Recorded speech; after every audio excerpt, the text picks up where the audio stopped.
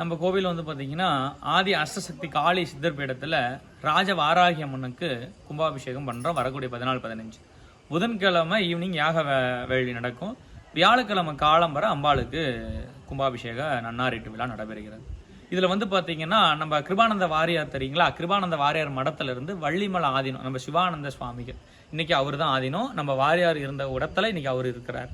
அப்போ அவர் வந்து இந்த ஆலயத்தை பிரதிஷ்டை செய்ய போகிறாங்க. நம்ம 14ஆம் தேதி நைட்டு வராரு, புதன்கிழமை ஈவினிங் வராரு.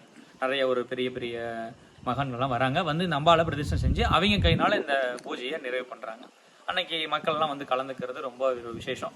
ரெண்டாவது வந்து பார்த்தீங்கன்னா இந்த சர்ம சம்மந்தப்பட்ட பிரச்சனை இருக்கிறவங்க வந்து இந்த உருளைக்கிழங்கு, குச்சிக்கிழங்கு, சேனைக்கிழங்கு, தோல் உரியக்கூடிய பொருட்கள், இந்த கிழங்கு மண்ணுக்குள்ளே விளையக்கூடிய காய்கறியாக இருக்கணும்.